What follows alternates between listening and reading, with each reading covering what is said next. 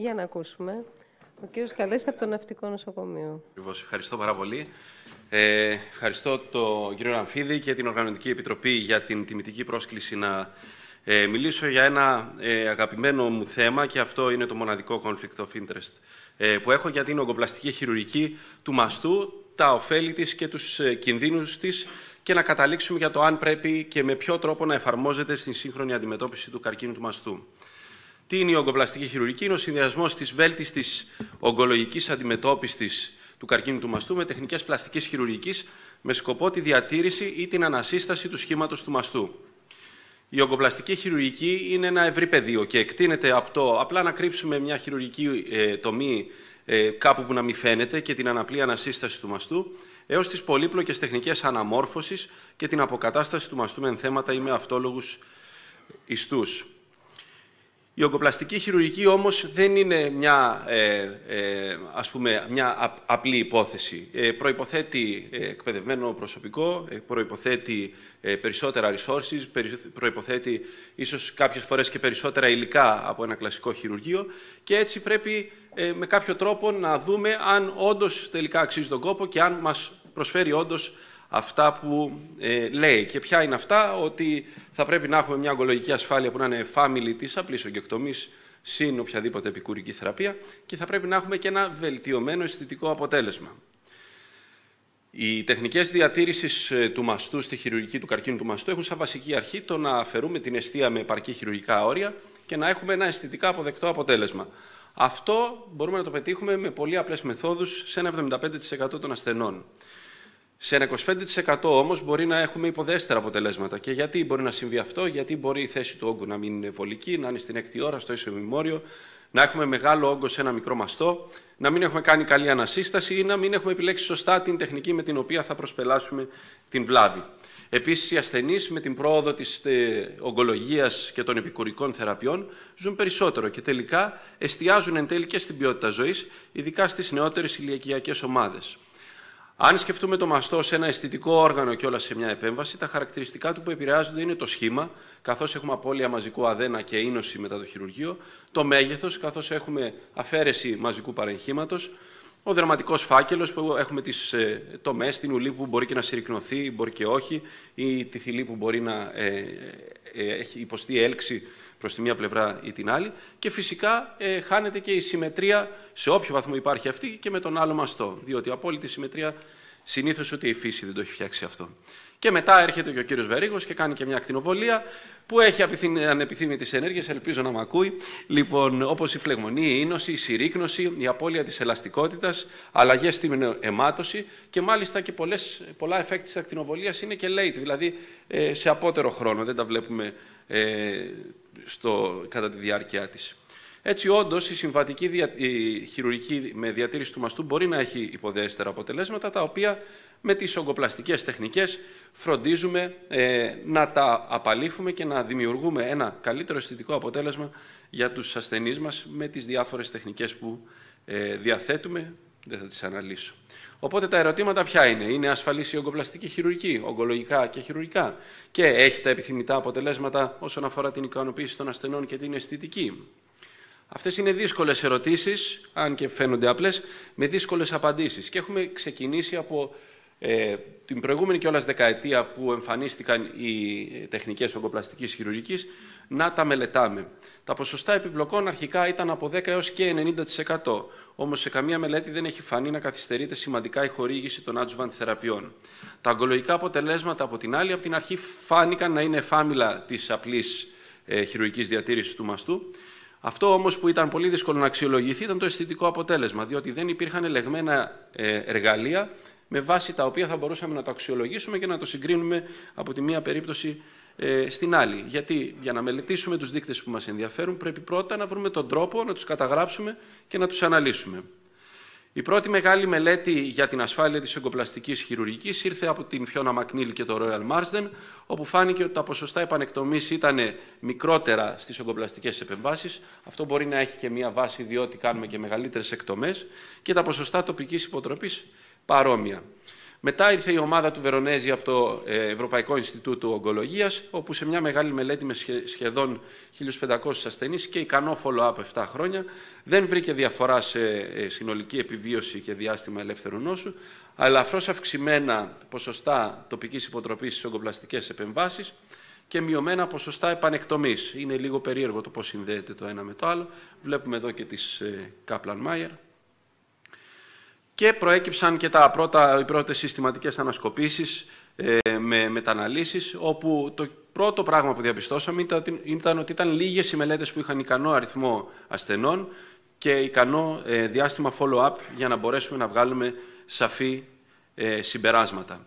Όσον αφορά την ασφάλεια των ογκαπλαστικών επεμβάσεων έναντι μαστεκτομής με ή χωρίς αποκατάσταση, δημοσιεύτηκε το 2020 η μελέτη TIM, που είναι μια προοπτική, real world, δηλαδή με προοπτική καταγραφή περιστατικών, μελέτη συγκριτική ασθενών που έκαναν ογκοπλαστική επέμβαση αντί μαστεκτομής με ή χωρίς αποκατάσταση, στην οποία φάνηκε ότι τα ποσοστά επιπλοκών στις ογκοπλαστικές επεμβάσεις ήταν μάλιστα μικρότερα από ότι στην απλή μαστεκτομή ή τη μαστεκτομή με αποκατάσταση και δεν υπήρχε καθυστέρηση στην χορήγηση των επικουρικών θεραπείων, όποια και αν ήταν αυτή. Βέβαια, βλέπουμε εδώ τα διαστήματα, το 75% των ασθενών έκανε πάνω από 40 μέρες να λάβει κάποια επικουρική θεραπεία. Αυτό είναι μια καταγραφή της πραγματικότητας, είναι από το NHS η μελέτη, οπότε είναι μια πραγματική καταγραφή της πραγματικότητας. Και η μη καθυστέρηση, εν πάση περιπτώσει, της θεραπείας αναδείχθηκε σε πάρα πολλές μελέτες και μπορούμε πλέον να πούμε ότι όντως δεν καθυστερεί τη θεραπεία. Και πρόσφατα προδιετίας ήρθε και το Cochrane με μια συστηματική ανασκόπηση για την ογκοπλαστική χειρουργική με συμμετέχοντες δύο από τους εμπνευστές του κόνσεπτ της ογκοπλαστικής χειρουργικής, τον Dick Rainsbury και την P.G. Roy, όπου η ογκοπλαστική versus της απλής ογκεκτομής δεν φαίνεται να επηρεάζει ούτε τα ποσοστά τοπικής υποτροπής, ούτε το disease-free survival, ούτε την συνολική επιβίωση και αντίστοιχα έναντι της μαστεκτομής δεν φαίνεται να είναι υποδεέστερη όσον αφορά την τοπική υποτροπή, ούτε όσον αφορά την συνολική επιβίωση και το disease-free survival. Οπότε, εν τέλει, μια περσινή μελέτη, συστηματική ανασκόπηση και μετανάλυση 31 μελετών, φαίνεται ότι η ογκοπλαστική χειρουργική έχει παρόμοια ποσοστά επιπλοκών σε σχέση με την απλή χειρουργική της διατήρησης του μαστού και τουλάχιστον παρόμοια ποσοστά ογκολογικών αποτελεσμάτων, καθώς φαίνεται ότι έχει μικρότερο κίνδυνο για θετικά όρια, μικρότερο re-excision επανεκτομή ορίων και μικρότερα ποσοστά τοπικής υποτροπής. Είμαστε όμως στην εποχή της προεγχειρητικής χημειοθεραπείας, μιλάμε και με ογκολόγους εδώ. Ένας από τους λόγους για τους οποίους θα μπορούσαμε να κάνουμε προεγχειρητική χημειοθεραπεία θα ήταν και το να διευρύνουμε τις χειρουργικές μας επιλογές και όντως, όπως φαίνεται, κάνοντας προεγχειρητική χημειοθεραπεία στις κατάλληλες ασθενείς, μπορούμε να μειώσουμε την ανάγκη για μαστεκτομή έως και 25%. Ποσοστό το οποίο όμως μπορεί να φαίνεται λίγο, αν αναλογιστούμε ότι τη σήμερον ημέρα μιλάμε για ποσοστά πλήρους ανταπόκρισης σε κλινικές μελέτες που φτάνουν έως και το 70% και αυτό δεν μεταφράζεται πάντα σε διατήρηση του μαστού. Ήρθαν και οι πρώτες μελέτες για το αν μπορούμε να εφαρμόσουμε ογκοπλαστικές επεμβάσεις και στο neo-adjuvant setting. Πρώτη από το 2019 βρήκα μια αναδρομική μελέτη που συνέκρινε ασθενείς που υποβλήθηκαν σε ογκοπλαστική επέμβαση με ή χωρίς επέμβαση συμμετρίας, ανάλογα με το αν κάναν προεγχειρητική ή μεταγχειρητική χημειοθεραπεία. Δεν βρέθηκε καμία διαφορά στις επιπλοκές και προδιαθεσικοί παράγοντες ήταν μόνο το BMI και ο σακχαρώδης διαβήτης, που είναι ούτως ή άλλως προδιαθεσικοί παράγοντες για επιπλοκές στις επεμβάσεις αυτές. Και μια πιο πρόσφατη του 2022, πολύπλοκες ογκοπλαστικές επεμβάσεις, level 2, σύγκριση των ογκοπλαστικών επεμβάσεων με τη μαστεκτομή στο neoadjuvant setting, δεν φάνηκε, έχουμε ογκολογική ασφάλεια, δεν φάνηκε να μειονεκτούν οι ογκοπλαστικές επεμβάσεις όσον αφορά το disease-free survival, την τοπική υποτροπή ή την συνολική επιβίωση. Πάμε τώρα στο άλλο κομμάτι, στο κομμάτι της ικανοποίησης των ασθενών. Σίγουρα μια γυναίκα που έχει αυτή την προσωπική εικόνα και έχει καρκίνο του μαστού, νομίζω θα είναι ευχαριστημένη αν έχει ένα αποτέλεσμα σαν της δεξιάς εικόνας, με μια επέμβαση με την οποία αφαιρέθηκε ο όγκος και έγινε και επέμβαση συμμετρίας. Αυτό όμως δεν είναι κάτι αντικειμενικό. Η αντικειμενική καταμέτρηση και ο καθορισμός του ορισμού του αισθητικά αποδεκτού είναι ένα εμπόδιο στο να συγκρίνουμε τις ογκοπλαστικές τεχνικές, είτε με τις τεχνικές μαστεκτομής αποκατάστασης, είτε με τις απλές επεμβάσεις διατήρησης του μαστού. Και η αλήθεια είναι ότι τα πρώτα χρόνια δεν είχαμε και τα εργαλεία να το κάνουμε. Το ερωτηματολόγιο BreastQ, που είναι ένα ερωτηματολόγιο ποιότητας ζωής ασθενών μετά από επεμβάσεις μαστού, μόλις πριν από 5 ή 6 χρόνια σταθμίστηκε για επεμβάσεις διατήρησης μαστού και η πρώτη σημαντική μελέτη με πάνω από 100 ασθενείς που δημοσιεύθηκε για την ογκοπλαστική χειρουργική μας έδειξε υψηλά ποσοστά ικανοποίησης σε όλες τις κατηγορίες του BreastQ και παράγοντες που μειώνουν την ικανοποίηση των γυναικών βρέθηκαν ότι είναι παράγοντες που σχετίζονται με αυξημένη νόσο, δηλαδή ο λεμφαδενικός καθαρισμός και η προεγχειρητική χημειοθεραπεία, και η λιπώδης μαστή, που είναι ένας παράγοντας που στο τεχνικό κομμάτι δυσκολεύει λίγο το έργο του χειρουργού. Συγκρίνοντας τις ογκοπλαστικές επεμβάσεις έναντι της traditional επέμβασης διατήρησης του μαστού, δεν αποτυπώνεται στις μελέτες ξεκάθαρα η επιρροχή των ογκοπλαστικών επεμβάσεων, ούτε στην ποιότητα ζωής των ασθενών, ούτε στο αισθητικό αποτέλεσμα.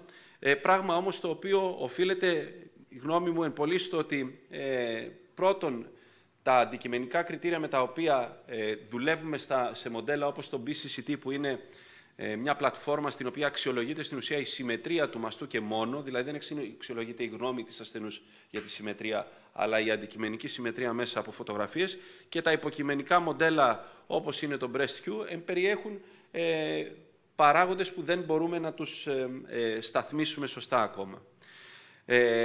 Έτσι, η σύγκριση αποτελεσμάτων από υποκειμενικά ή αντικειμενικά εργαλεία ποιότητας ζωής ή αισθητικού αποτελέσματος είναι πράγματι δυσχερής.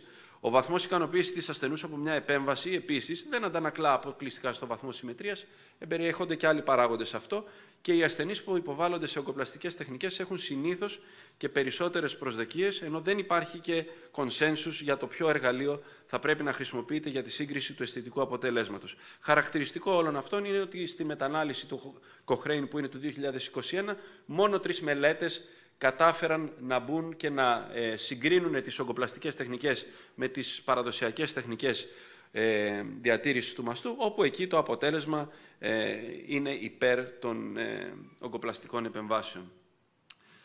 Συγκρίνοντας επίσης την ογκοπλαστική χειρουργική με τη μαστεκτομή και αποκατάσταση, φαίνεται ότι η ογκοπλαστική διατήρηση του μαστού είναι μια καλή επιλογή για να αποφύγουμε, αν θέλουμε, μια μαστεκτομή. Τα ποσοστά όμως ικανοποίησης των ασθενών είναι μεγαλύτερα στις γυναίκες που έχουν μεσαίου ή μεγάλου μεγέθους μαστού, ενώ η ικανοποίηση στις γυναίκες με μικρούς μαστούς είναι συγκρίσιμη και σε μερικές υποκατηγορίες υποδέστερη. Πλησιάζοντας προς το τέλος, οι αρχές της ογκοπλαστικής χειρουργικής, η γνώμη μου είναι, και νομίζω θα συμφωνήσουμε, ότι θα πρέπει να εφαρμόζονται σε όλες τις ασθενείς. Οι ογκοπλαστικές επεμβάσεις διατήρησης του μαστού ενδείκνυνται όταν το αισθητικό αποτέλεσμα αναμένεται να είναι μη ικανοποιητικό, όταν αναμένεται μεγάλη εκτομή παραγχήματος σε σχέση με τον όγκο του μαστού, και σίγουρα σε γυναίκες με μακρομαστία ή πολυπτωτικούς μαστούς, όπου μπορεί να συνδυαστεί και με αισθητική επέμβαση. Δεν κάνουμε ογκοπλαστικές επεμβάσεις όταν δεν μπορούν να επιτευχθούν υγιή όρια με μια ογκοπλαστική επέμβαση, όταν το αποτέλεσμα αναμένεται να μην είναι τόσο καλό, σε υποτροπή μετά από διατήρηση του μαστού και ακτινοθεραπεία, και σε ασθενείς με φλεγμονώδες καρκίνωμα του μαστού που έχουν ούτως ή άλλως ένδειξη για μαστεκτομή. Υπάρχουν περιορισμοί στην ογκοπλαστική χειρουργική, έχουν να κάνουν με το ιατρικό ιστορικό της γυναίκας, το κάπνισμα, ο σαχαροειδής διαβήτης, η ανοσοκαταστολή, το μεγάλο BMI είναι παράγοντας κινδύνου για επιπλοκές. Έχουμε παρατεταμένους χειρουργικούς χρόνους, ειδικά σε επεμβάσεις επίπεδου 2 σε συνδυασμό με επεμβάσεις συμμετρίας. Ειδικά την περίοδο του κορονοϊού μας άγγιξε πολύ αυτό, καθώς αναγκαστήκαμε να αφήσουμε τις επεμβάσεις συμμετρίας για την μετά-COVID εποχή και κάνουμε πολλές ετερόπλευρες επεμβάσεις. Σε γυναίκες με μικρούς μαστούς έχουν μεγαλύτερες τομές, απαιτούνται συνήθως περισσότερα κατά μέσο όρο χειρουργία και φυσικά και εξειδικευμένη εκπαίδευση του χειρουργού που θα τις αναλάβει. Ενώ και το πλαίσιο ενδείξεων ακόμα δεν μπορούμε να πούμε ότι είναι σαφώς καθορισμένο. Είναι η ογκοπλαστική χειρουργική standard of care? Η απάντηση είναι. κάθε χειρουργική επέμβαση του μαστού θα πρέπει να ακολουθεί τις αρχές της ογκοπλαστικής χειρουργικής. Οι ογκοπλαστικές τεχνικές, ακόμα και το να κρύψουμε μια τομή, είναι standard of care όταν διατηρείται ο μαστός και σε περίπτωση που δεν δύναται να διατηρηθεί, θα πρέπει να δίδεται η δυνατότητα αποκατάστασης του μαστού στις περιπτώσεις που είναι ογκολογικά ορθό. Οι δυσμορφίες και οι ακροτηριαστικές επεμβάσεις του μαστού δεν δικαιολογούνται στη σύγχρονη εποχή και δεν είναι αποδεκτός τρόπος αντιμετώπισης του καρκίνου του μαστού. Η ογκοπλαστική χειρουργική απαιτεί συνδυαστικές γνώσεις και κατανόηση των αρχών τόσο της ογκολογικής όσο και της πλαστικής χειρουργικής του μαστού και τις γνώσεις αυτές θα πρέπει να τις κατέχει ο ογκοπλαστικός χειρουργός μαστού. Καθώς ο μαστός λοιπόν αποτελεί τόσο αισθητικό όσο και λειτουργικό όργανο, η χειρουργική του μαστού θα πρέπει να λαμβάνει υπόψη και τη θηλυκότητα και την ταυτότητα της γυναίκας και όχι μόνο τον τοπικοπεριοχικό έλεγχο του καρκίνου του μαστού. Ευχαριστώ πολύ. Εμείς ευχαριστούμε. Άρα δεν υπάρχει κάποιος κίνδυνος. Ο κίνδυνος σχετίζεται με την τεχνική δυσκολία των επεμβάσεων. Δηλαδή θα πρέπει να υπάρχει εξειδικευμένη χειρουργική ομάδα που να αναλαμβάνει τις επεμβάσεις αυτές και σχετίζεται και με την αντένδειξή τους, μάλλον στο να μην κάνουμε stretch τις ενδείξεις. Η γυναίκα που έχει έναν μεγάλο μαστό έχει ένδειξη να κάνει μια ογκοπλαστική επέμβαση. Όμως αν έχει ζάχαρο, καπνίζει και έχει και άλλο ένα παράγοντα κινδύνου και είναι και 65 χρονών, ίσως δεν θα πρέπει όντως να κάνουμε. Οπότε, αν κάνουμε σωστή επιλογή ασθενών, όντως οι ογκοπλαστικές επεμβάσεις είναι ασφαλείς και ογκολογικά και χειρουργικά και έχουν και πολύ καλά αποτελέσματα. Ωραία. Και από πλευράς χρόνου είναι περισσότερος ο χρόνος στο χειρουργείο. Είναι περισσότερος χειρουργικός χρόνος, ναι, σαφώς. Μου επιτρέπεις να κάνω μια ερώτηση, Βασίλη? Δεν ξέρω αν θέλει κάποιος... κάποιος... Δεν ήταν ερώτηση αυτό. Θα κάνω κι άλλη. Βεβαίως. Είναι κάποιος από το ακροατήριο που θέλει να ρωτήσει κάτι? Συγγνώμη, γιατί μονοπολώ. Όχι. Τα νέα παιδιά. Άρα, ουσιαστικά αυτό που καταλαβαίνω έχει να κάνει με το ότι ο κυριότερος προγνωστικός παράγοντας είναι ο χειρουργός και πόσο καλά εκπαιδευμένος ή όχι είναι. Στις ογκοπλαστικές επεμβάσεις, μάλλον χωρίς αυτό να το έχω, να μπορώ να το τεκμηριώσω βιβλιογραφικά. Ναι. Όμως, στην εποχή της εξειδίκευσης και υποεξειδίκευσης των χειρουργικών ειδικοτήτων, νομίζω και η τάση αυτή είναι και στην Ελλάδα. Θα μπορεί να μας σχολιάσει ο κ. Μεταξάς, που τον βλέπω στην αίθουσα επ' αυτού, ότι οι ασθενείς με καρκίνο του μαστού θα πρέπει να αντιμετωπίζονται σε κέντρα μαστού από χειρουργούς μαστού. Στην Ελλάδα η εκπαίδευσή σας στην ειδικότητα περιλαμβάνει ογκοπλαστικά χειρουργία? Βεβαίως. Ωραία. Δεν έχω κάτι άλλο. Συνεχίσουμε. Ευχαριστούμε πάρα πολύ.